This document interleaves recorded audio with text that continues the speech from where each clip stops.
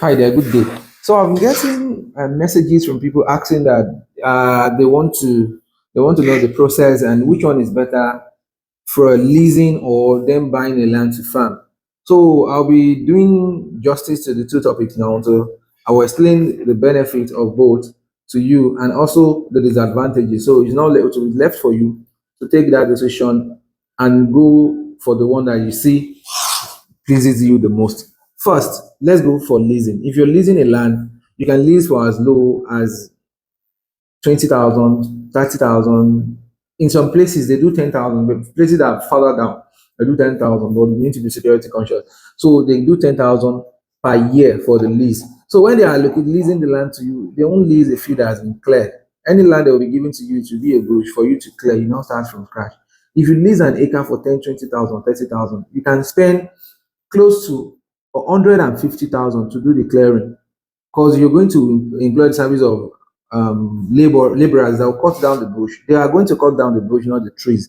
So when those ones are done, then you now employ the service of people that has chainsaw machine for them to come and cut down the tree for you. So they will need to cut down the tree. After the cutting, you need to do the moving of the tree outside your farm, and that is very very tedious because trees are big. You know what it means. You need to employ people that are very very hefty to come and do the job for you.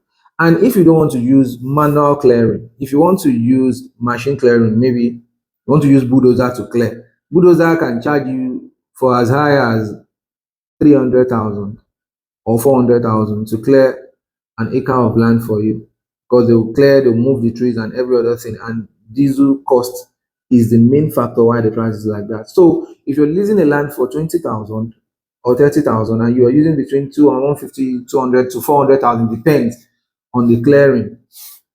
That is one thing. And again, if you lease a farmland, the challenge is you won't be able, you might not, maybe in some areas you can be able, but in most of you might not be able to plant like cash crops like cocoa, palm, cashew, and some other ones like that. Why? Because the owner of the farm might come and tell you that I want to use my farm.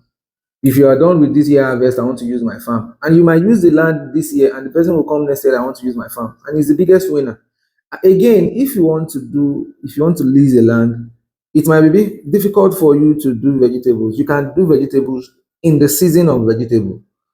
But if you have to go through all the route of clearing, putting down the trees and all, and you lease a land, I don't think it doesn't measure up very well. But it all depends on how you want to do. If you look at the numbers, if the numbers is favorable to you, why you can go ahead. But if you're planting maybe cassava and corn together, or you're doing yam and you lease the farm after the clearing and all, you still know that after I harvest, I still have enough money as my gain as your own profit. Why not go for lease? But there is limit, like I said earlier. There's limit. You can't plant all the cash crops on a leased land. So you can plant them, but if you have your own land yourself, whatever it is you do to that land, it is all yours. For instance, a leased land, if you use it to do one particular crop and the person comes, it might come, might not, but always have it at the back of your mind that you're not the owner of the land, and the owner of the land might come. You might be lucky at times, they might sell to you. But in most cases, the owner of the land might come and tell you, I want to use my farm. So in the other way, if you buy a farmland, whatever you do on the farmland, you know is yours. You can plant long time crops. You can plant the cash crops like cocoa, like cashew, like I mentioned earlier, and you can still put in borehole there. You can do a farmhouse there. So, but if you have if you buy a farmland yourself, you can be able to plant long time. So you know that this is yours and you've bought it once and you've bought it outright. You can use it for whatever you want to use it for. Both are good, but it depends on what you want to do and how you want to calculate your numbers, what you are looking out to achieve, how you want to do your farming, and what kind of crops you want to farm on the land. For instance, some cash crops, it takes 4 years to germinate.